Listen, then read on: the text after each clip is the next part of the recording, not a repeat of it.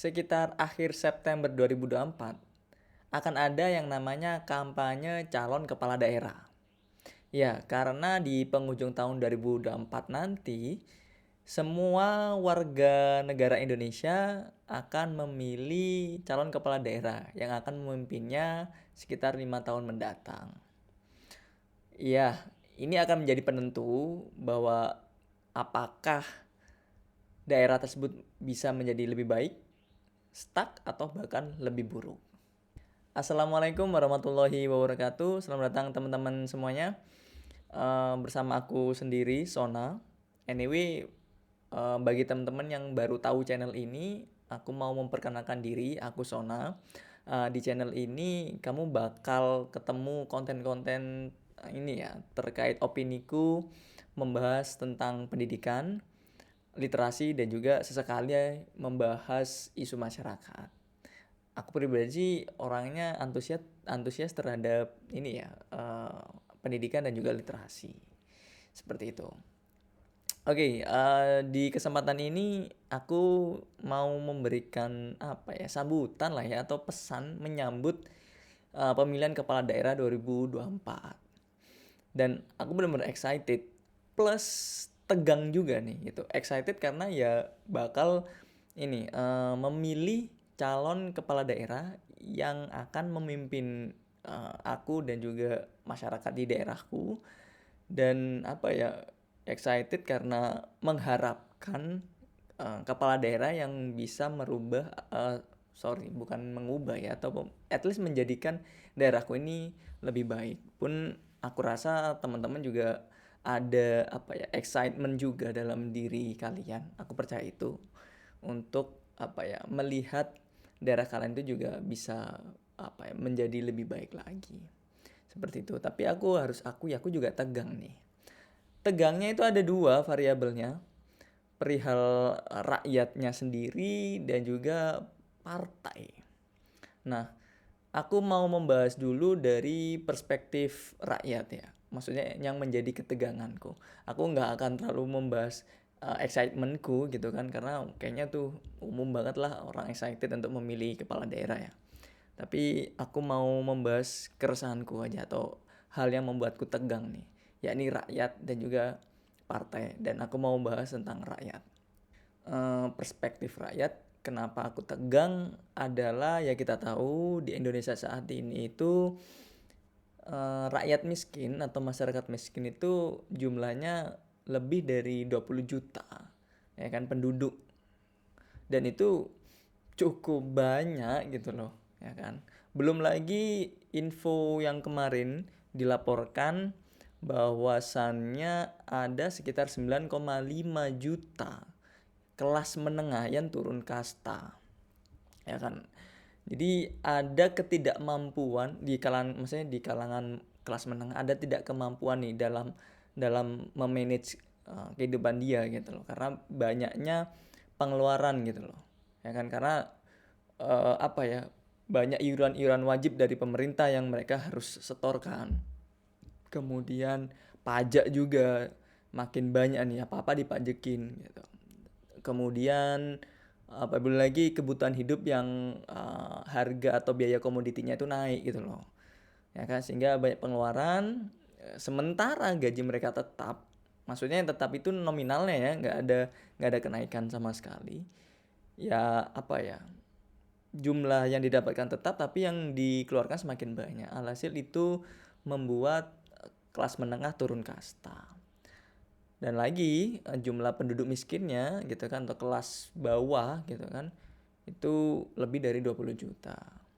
Nah, eh, apa ya, kita nggak usah ngomongin by science ya gitu, tapi kita udah common sense aja kalau apa ya, rakyat miskin gitu kan, atau orang-orang yang tidak memiliki kemampuan ekonomi yang cukup baik, itu dekat sekali dengan yang namanya SDM rendah.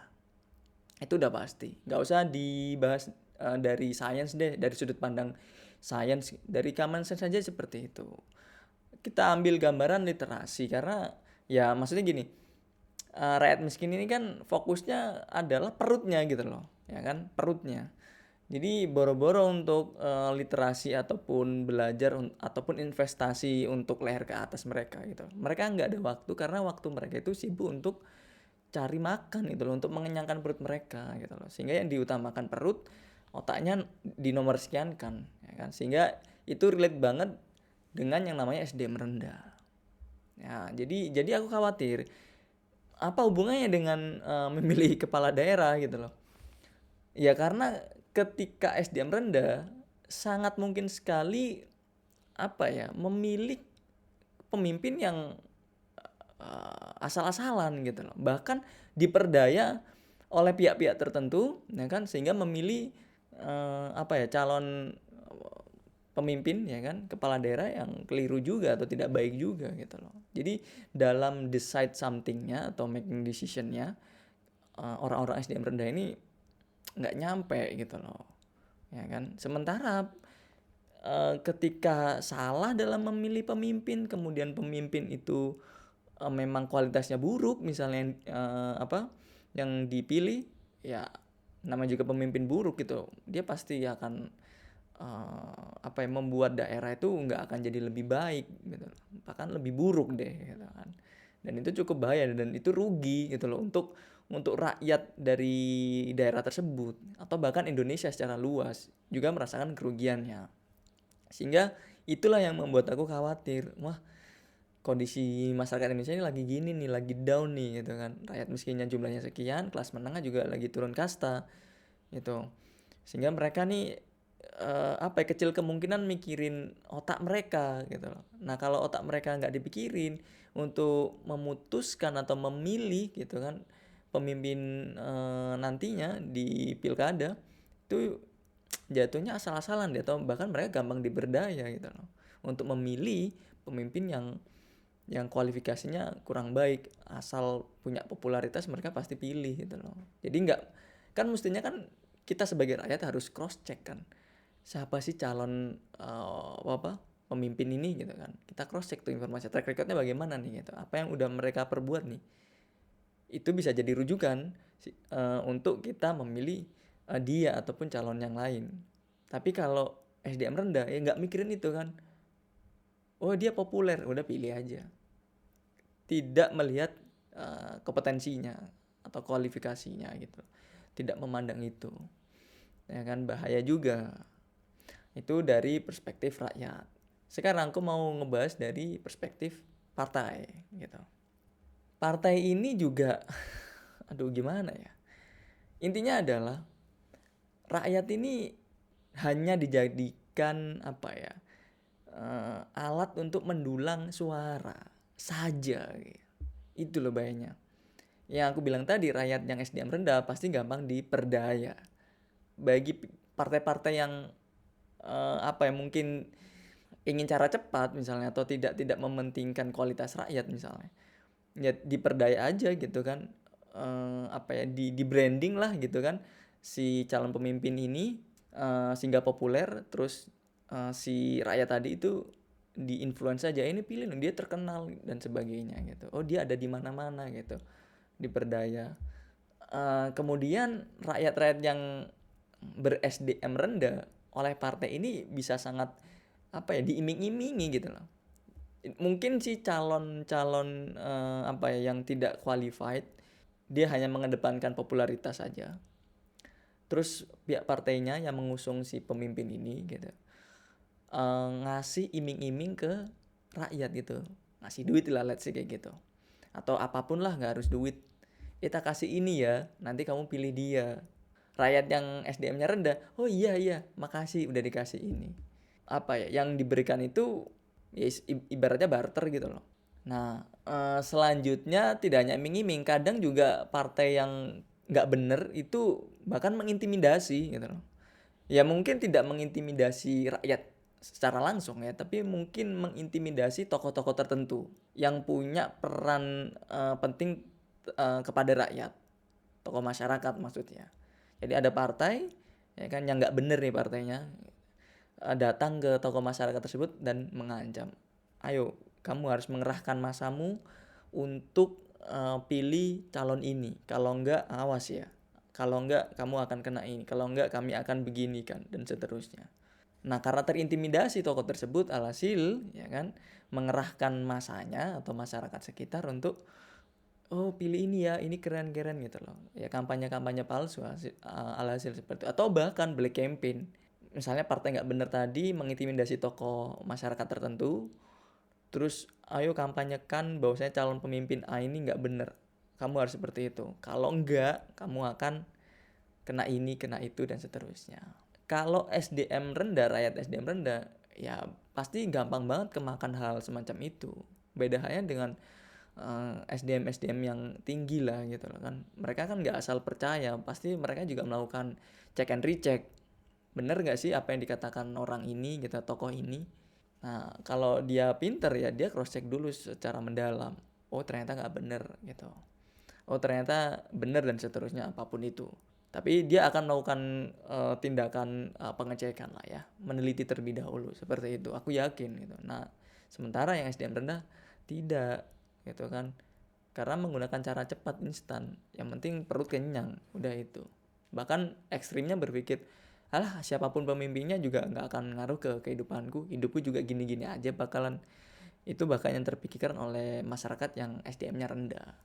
Itu sangat mungkin terjadi, dan aku cukup heran juga kepada partai-partai ini gitu loh. Kok ya seperti itu ya, yang sering kali muncul gitu loh di masyarakat ketika momen-momen pilkada gitu loh.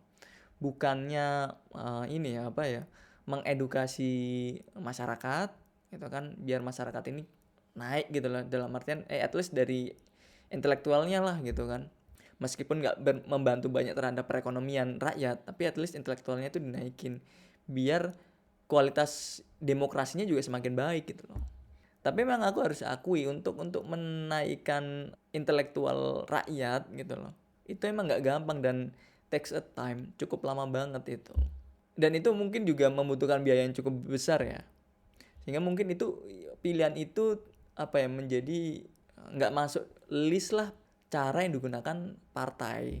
Ya aku memang harus akuin itu. Tapi aku berharapnya memang ada partai-partai yang dikenal banyak oleh masyarakat dan merasa partai itu mengemban mengemban amanah rakyat ya gitu loh. Alangkah baiknya partai tersebut juga mau turut serta mengedukasi masyarakat gitu loh, intelektualnya dinaikkan dalam hal perpolitikan gitu loh, sehingga ketika intelektualnya naik, masyarakat diharapkan gitu kan sistem demokrasi gitu kan juga semakin baik. Ketika demokrasi makin baik ya, ketika ada pemilihan kepala daerah, pemilihan presiden bahkan, itu juga ya fair enough gitu loh ya kan, nggak ada hal-hal yang buruk terjadi karena intelektual dia dalam hal politik atau rakyat ini juga ya udah lebih baik gitu loh. Diharapkan memang seperti itu, tapi emang lagi-lagi ironinya partai tidak melakukan itu, amat disayangkan. Sehingga ya kita ini para rakyat yang mestinya mengedukasi diri kita, ini juga menjadi pesanku ya dalam konten ini ya. Pesanku adalah ini, kita yang merasa SDM-nya tinggi atau punya intelektualitas terhadap perpolitikan, terhadap demokrasi, terhadap bernegara gitu kan, atau apapun itu, atau yang bahkan nggak harus intelektual tinggi lah, at least yang peduli terhadap demokrasi yang baik, ya kita mestinya mengedukasi orang-orang yang intelektualnya rendah atau SDM-nya rendah, atau bahkan orang-orang yang nggak paham politik atau ini apatis terhadap politik. Kita perlu mengedukasi mereka sehingga diharapkan mereka ini bisa berbenah diri gitu kan, sadar pentingnya untuk memilih kepala daerah yang baik dan berkualitas, sehingga daerahnya juga akan semakin lebih maju. Juga harapannya para orang-orang yang peduli ini mau untuk apa ya istilahnya itu, menjaga ya kan keberlangsungan demokrasi yang baik nantinya ketika memilih kepala daerah. Ketika kampanye, mulai dari kampanye lah gitu kan, mengawal gitu kan demokrasi itu, mengawal berjalannya kampanye ini, bener nggak sih ini calonnya ini gitu, atau partai ini, dan seterusnya sampai nanti ketika pemilihan. Selanjutnya adalah ya eh, pesanku terhadap kita semua, khususnya yang peduli terhadap demokrasi yang lebih baik, bermimpilah bahwasanya daerahmu ini akan lebih baik ke depannya, gitu. Jangan putus asa, karena gini, maksudnya dengan daerah lebih baik itu juga berpengaruh terhadap kehidupan kita, khususnya kehidupanmu pribadi, gitu kan. Selanjutnya mungkin bisa berdampak kepada masyarakat Indonesia secara luas, ya gitu. Jadi jangan berhenti bermimpi, beranilah bermimpi bahwasanya daerahmu ini akan menjadi lebih baik. Well, mungkin itu aja yang bisa aku sampaikan. Lagi-lagi ini tentang pesan menyambut pilihan kepala daerah tahun 2024 mendatang. Semoga ini bermanfaat dan semoga kamu juga ya sadar lah gitu kan, terkait pentingnya ini pilihan kepala daerah nantinya, karena itu berpengaruh terhadap kehidupanmu pribadi. Akhir kata, think more and do better. Wassalamualaikum warahmatullahi wabarakatuh. Sampai jumpa di video berikutnya. Bye.